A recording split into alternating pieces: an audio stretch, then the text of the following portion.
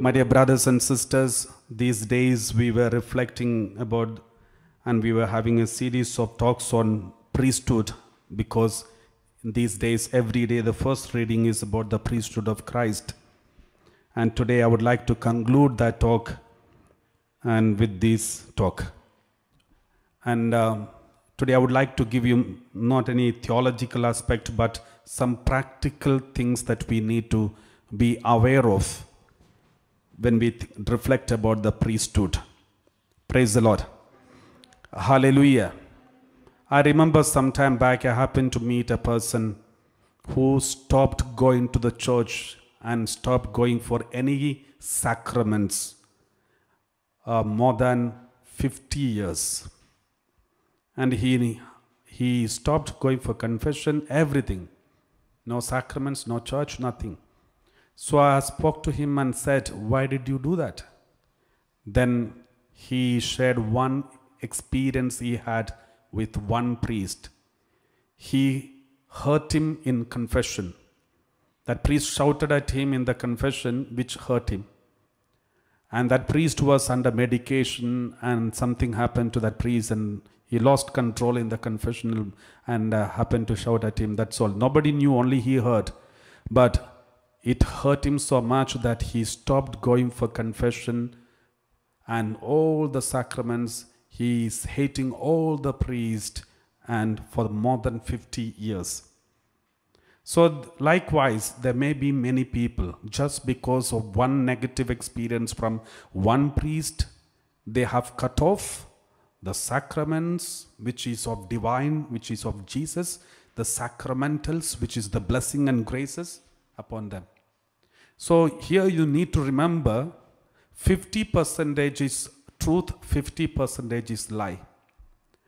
50% truth means he may have his own justification. I was hurt there, I don't want to go there. But another 50% is this.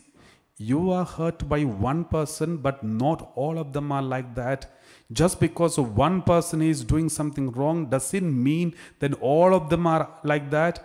If just because of one negative experience, don't give up all the 100% of blessings of sacraments and graces upon you. That is the work of the devil. When you give one step to the devil to enter inside of you, devil take full control of you. I was telling him, remember, that priest was ill and sick and he hurt you by mistake or maybe because of his illness. That is only one priest. But for these last 50 years, the Lord was waiting for you in the confessional. The Lord was waiting for you on the altar to give you the Eucharist. The Lord was waiting to bless you, but you rejected it. Do you think it is justifiable? Praise the Lord. So this is very important, my dear brothers and sisters. This is how the devil works today. You know, some time back, when in India, in Kerala, there was one scandal of a priest was discussed very publicly in all the social media and all the news channels everywhere. And that is when I visited one house. I happened to visit one house. When I visited, the moment I came inside, they started discussing about this priest and started speaking about their parish priest. And another person is speaking about their parish priest, and they're speaking about all the parish priests, all the priests. And I got disturbed, and I just got up and went inside the house. I just wanted to move away from that place. Then I went inside, and there were some other friends who were sitting there. I was just sitting there and talking to them. And then I was in between, I was able to overhear what they were discussing outside the home in the entrance area. And the head of the house was there, his son-in-law was there, and some other son-in-laws, and they were all talking. And then, in order to make me hear, they were saying loudly, and one of them, the head of the family, was saying, all the priests are like this, and we can't trust anybody. Then the son-in-law said like this, and he's generalizing everyone. Then I went back to them, and I said, I think we also want to discuss something else, because I told them, because in the same time when the scandal of a priest was going on, there was another incident that was also going on in the news. A father of a daughter abused his daughter and raped and killed her. So that was also part of the news. So I said, one father abused her daughter and killed her. So I really wonder whether this same thing is taking place with every father in the world. And I said, what do you think about it? Let's discuss about it. And that gentleman who was standing there, he had 3 daughters. And suddenly his face changed. And then I added one more thing. I have seen many husbands cheating their wife. The other day, one person was caught. And I really doubt, I think it is hard for every husband to stick to one wife. I think so. What do you think about it? Then both of them were disturbed. And then I said, don't worry, I'm not doubting you both. I never doubted you or never doubted this man. This is your son-in-law. I don't think he has any other attachment to any other woman other than your daughter. And I know you. I believe that you never abused your daughter, I am sure. But the moment I made a comment, doesn't disturb you, though you are wholly good? So remember, when you generalize like this every time, when you generalize like this about the priest, remember there are so many holy priests, they bent their head down with shame and pain. Therefore, don't ever hurt any priest like this, because they sacrifice their life not there for their family but for you. So my dear brothers and sisters, these days there are so many discussions are going on in the media, social media.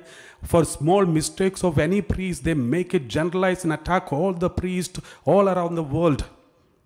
Remember one thing, if one nurse is disturbed and wounded, there are so many, the whole association of nurses will stand for that person and fight for the right of that nurse.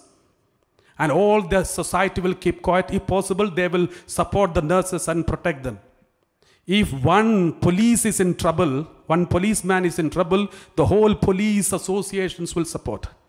If one and everyone will keep quiet and allow them to continue their right. And if a doctor is attacked, everyone will support. If a politician is attacked, everyone will support, everyone.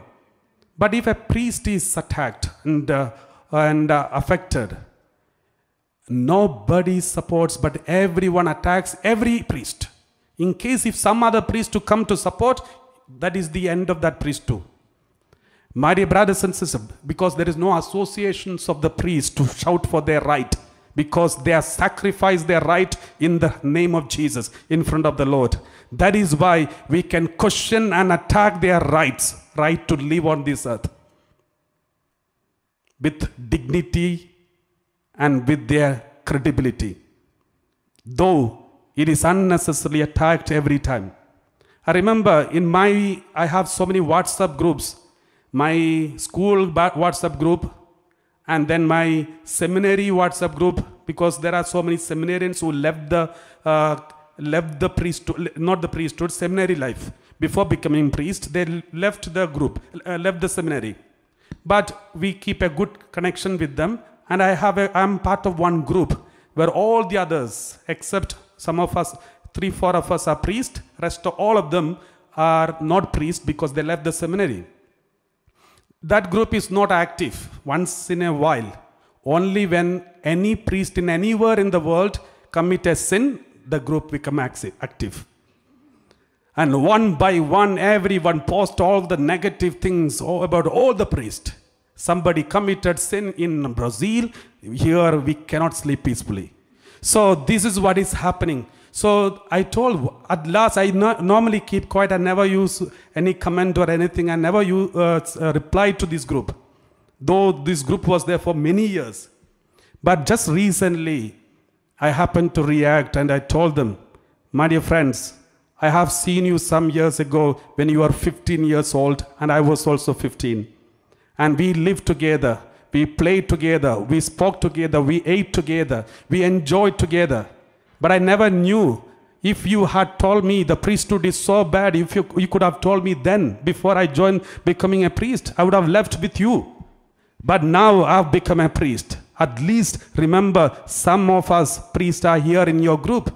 If you think that we are also bad, then tell us on our face. If someone else is wrong, why do you, without even remembering and respecting our dignity, just post all these negative things about the priesthood in this group? And I told them, if somebody anywhere in the world, if any priest anywhere in the world commit a sin, the moment I read it in the newspaper or social media, I bent my head with shame and fear. Anywhere in this world, if a priest commits sin, I bent my head with shame and fear. Shame because they are one of us. Fear because we know now all those who are benefited, all the mission work of us is going to take stones and stone at us. That is why fear. My dear brothers and sisters, let me tell you, this is exactly what is happening to all the priests in the world. They have consecrated themselves and set apart for the people of God and live for the Lord, sacrificing their whole life and living for the Lord. Remember, though they do live for the people of God, there is a fear and shame always follow them. Not because Jesus will humiliate them. He will never. Not because any non-Christians will humiliate them. So far, no one. But just because if somebody somewhere make a mistake, any priest anywhere in this world make a mistake, we are ashamed because they are one of us. Secondly, we are frightened because our parishioners will, or our friends, our circle will, the friend circle will start taking stones and stoning at us. Praise the Lord. My dear brothers and sisters, this is something that we can see everywhere in this world. You know, in the Bible we see, if the priesthood is weakened, let me tell you, the church will be weakened. Exodus chapter 17 verse 8 onwards, let's read. When Israelites were saved from Egypt and they were on the way to the promised land, then there was a group of people, Amalekites, they came to attack the Israel. Then Moses said, Joshua and all the other people, you go and fight with the Amalekites. I will pray for you. Moses, the leader, the spiritual power and the leader, what did he do? Moses said to Joshua, choose some men for us and go out, fight with Amalek. Tomorrow I will stand on the top of the hill with the staff of God in my hand. The staff is authority. With this authority I will stand on the top and will pray to my God. Continue, verse 10. So Joshua did as Moses told him and fought with Amalek. While Moses, Aaron and Hur went up to the top of the hill, the Israelites are fighting against the enemy. Enemy, not only viruses, but also the people, persecution on all these people. These Israelites were fighting against those people. And what did Moses do? Moses went up to the top of mountain and he was praying. Let us read verse 12. We read like this. The word of God says, Moses and whenever Moses held up his hand, Israel prevailed. Whenever Moses lifted up the hands, Israel was successful. And whenever he lowered his hand, Amalekites prevailed. Remember, Israel must be thinking it is because of their sword and power and authority, the muscles and six-pack, they are successful. No, it is because Moses is lifting up the hands. My dear brothers and sisters, when the Moses is weakened, they were weakened. They were defeated. In many countries today, if the church is weakened because the priests are weakened. If the priests are attacked and everyone kept quiet. Now the priests and the number of the priests reduced and most of them became very old, unable to do their ministry, and the church is withered away. Whenever Moses held up his hand, Israel prevailed. Whenever he lowered his hand, Amalek prevailed. Verse 12, continue read. But Moses' hands grew weary. So they took a stone and put it under him, and he sat on it. Aaron and Hur held up his hands, one on one side and the other on the other side. So his hands were steady until the sunset. Verse 13. And Joshua defeated the Amalek and his people with the sword. If the Holy Catholic Church is withered away or weakened anywhere, it is because the priest in that place is weakened. And the people of God did not support the priest's hands, the weakened hands, to be lifted up. My dear brothers and sisters, the enemy of Christ knows it. Who is the enemy of Christ? The Satan and his followers and angels, who comes in the form of some human beings. Sometimes they are also Catholics. So remember, when this enemy of Jesus Christ, they know if the priests are weakened, the church will be weakened. There are many kings and queens, they try their best to destroy the Catholic Church. Napoleon, and there are so many other kings which I don't want to mention the names, but you know the list of people who try to destroy the church. How? By attacking the priest.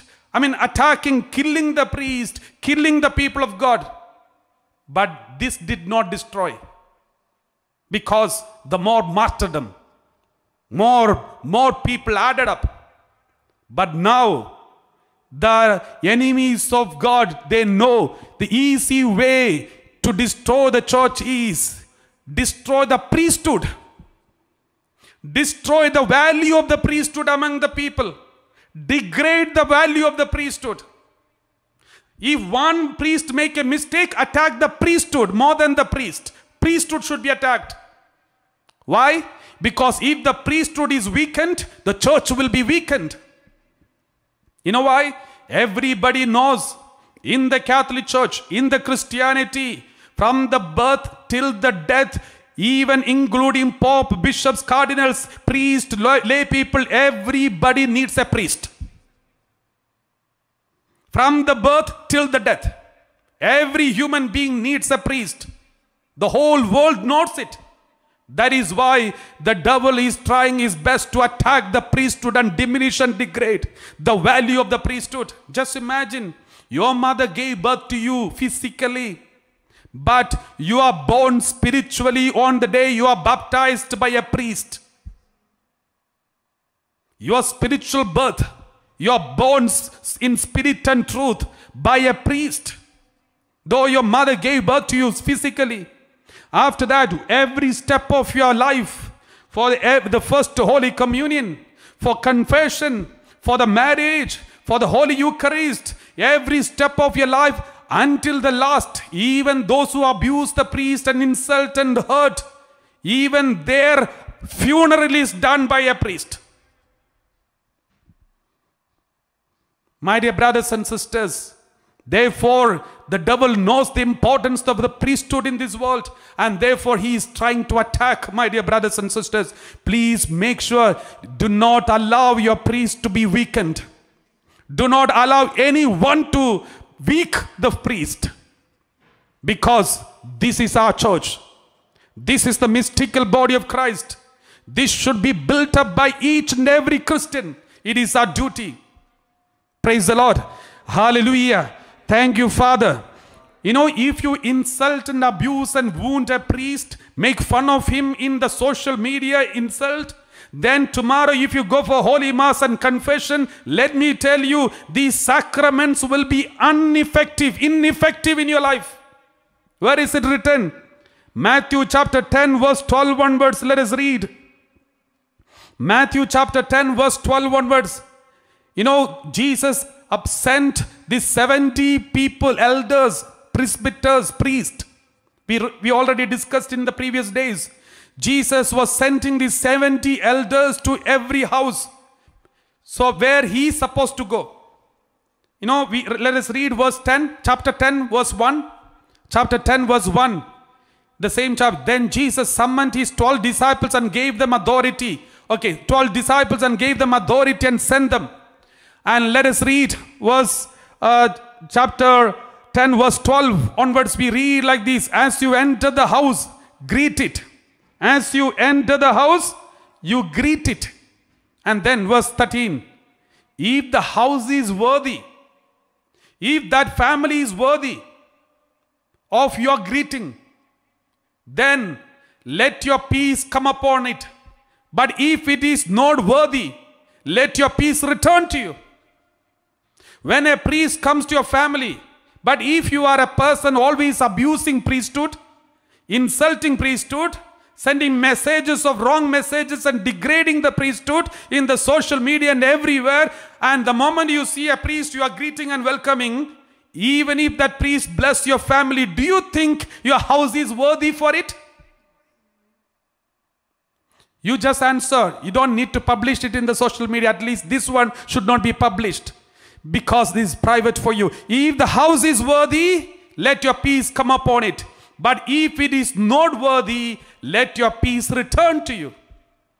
My dear brothers and sisters, any Christian, any Catholic or any Christian who abuses the priest and insult and speak against and degrade the priesthood in the public social medias and other places, when they come in front of the priest and try to receive blessing of any kind of sacramental blessings, remember, this blessing will not come to you, but it will go back to the priest. Praise the Lord. As you enter the house, greet it. If the house is worthy, let your peace come upon it. But if it is not worthy, let your peace return to you. Next one, verse 14. If anyone will not welcome you or listen to your words, if anyone doesn't welcome you because they are not happy about you, they don't appreciate your priesthood, they don't appreciate you, if anyone will not welcome you or listen to your words, shake off the dust from your feet as you leave that house or town. Shake off the dust. That means, removing the dust means they should have no connection with you. And then verse 15. Truly I tell you, it will be more tolerable for the land of Sodom and Gomorrah on the day of judgment than for that town. My dear brothers and sisters, this is very important. If you want all the spiritual benefits, spiritual graces, the power of the Holy Eucharist, power of the blessing of the priest, and power of anything that is sacramental, power of the holy water in your family, blessing of your home, blessing of your children, blessing of anyone, if you want these things to be powerful, respect and honor the priesthood which Jesus has established. Otherwise, nothing will come to you, but it will be returned. Let us read Hebrews chapter 13 verse 7. Hebrews chapter 13 verse 7, we read like this. Hebrews chapter 13 verse 7, we read, remember your leaders, those who spoke the word of God to you. Consider the outcome of their way of life and imitate their faith. Verse 17. Verse 17 we read, obey your leaders and submit to them, for they are keeping watch over your souls and will give an account. Let them do this with joy, not with sorrow, for that would be harmful to you. If my parish priest is hurt because of me, and if he is doing his duty as a priest in the parish with pain because I insulted him, abused him, I'm always speaking against him, I'm sending all negative things in the social media, therefore my parish priest is crying and shedding tears with pain, he's celebrating daily mass, then the word of God says, that would be harmful to me. It is dangerous for me. Praise the Lord. It is dangerous for me, my dear brothers and sisters, because of me, if any priest is crying and doing his ministry with tears.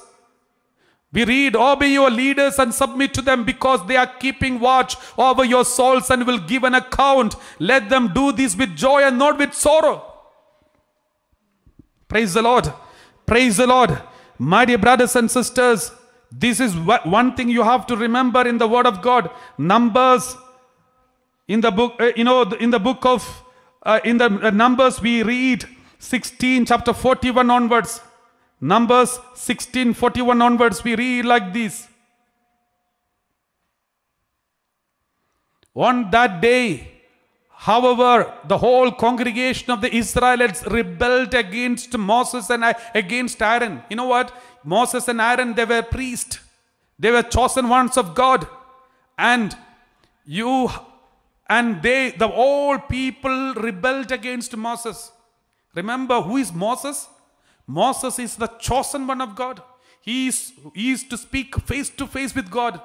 But still, the devil instigated all the people to stand against Moses and Aaron. No wonder the devil is instigating all the people of God to stand against the priest. If Moses was not spared, Aaron was not spared, I'm sure we will not be spared. And these people, all of them stood against Moses and Aaron. You have killed the people of the Lord. You have killed the people. In the name of God, they are attacking Moses and Aaron. If you look into the social media, just because of one priest commits sin, you will see biblical preachings from all the corners, all against the priest. Quoting word of God. Just like these people of God who quoted and stood for, as if they are standing for God. Then what happened? Moses and Aaron, they could not resist. They could not react because there was no association for Moses and Aaron. No, there was no priestly association. There was no organization, political party to react. No army for Moses to command so that people will be controlled. No. Since they don't have an association, since they don't have an army, since there was no followers for them to shout for them, stand for them, you know what happened? Read next one, verse 42. And when the congregation had assembled against them, Moses and Aaron turned toward the tent of meeting.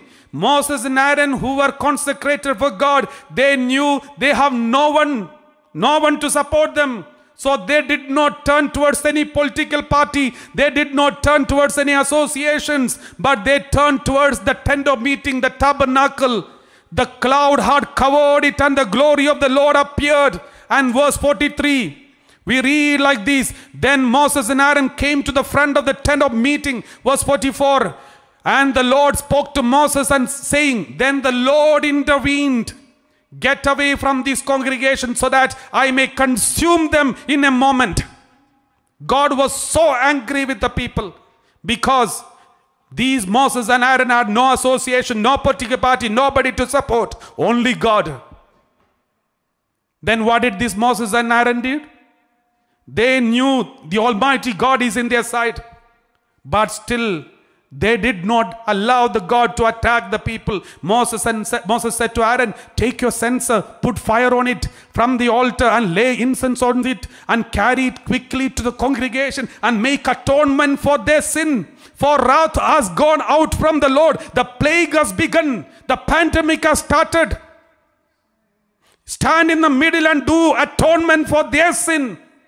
Just imagine, God permitted it, but still Moses and Aaron, the priests, were appointed to take care of the sheep. They were committed and faithful to the sheep.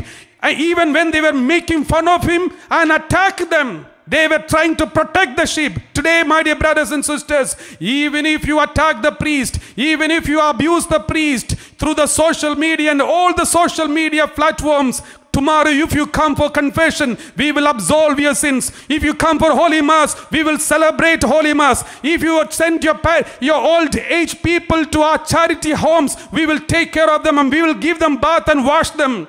Because we have set apart for Jesus to take care of the sheep, which we will do faithfully because we know the consequence if you don't do otherwise.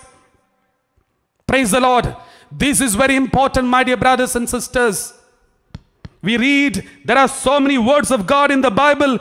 Let us read Numbers chapter 16 verse 41 onwards. Numbers chapter 16 verse 41 onwards. We read like this. On the next day, however, the whole congregation of the Israelites rebelled against Moses and against Aaron another time. Okay, we read it already. Praise the Lord. Okay, Sirach chapter 45 verse 15. Sirach chapter 45 verse 15 onwards. Sirach chapter 45 verse 15 onwards. Let us read. In this word of God again we see the same thing is mentioned in a different way. And here they say in Sirach, we read when they rebelled against Aaron and Moses, God, He is coming down to protect them. Praise the Lord. Hallelujah.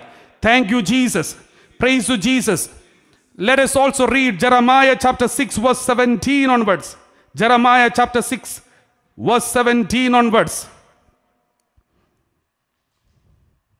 We read, also I raised up sentinels for you, give heed to the sound of the trumpet.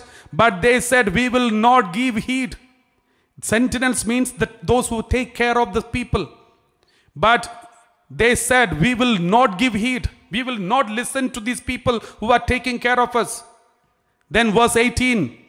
Verse 18, since they rejected the shepherds whom God has appointed, the word of God says, therefore hear, O nations, O congregation, what will happen to them? Verse 19. Verse 19 we read, here, O earth, I am going to bring disaster on these people, the fruit of their schemes, because they have not given heed to my words. And as for my teaching, they have rejected it. So, there are many words of God that we need to reflect and understand it. Praise the Lord. Hallelujah. So, my dear brothers and sisters, this is one thing which we have to always honor and respect and keep it in our mind. Praise the Lord.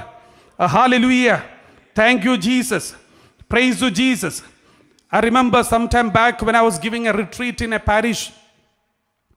I was giving a retreat in a parish and all the parishioners were gathered and the church was like this. But if there was a window, if I looked through the window, I could see the presbytery where the presbyter, the parish priest was staying.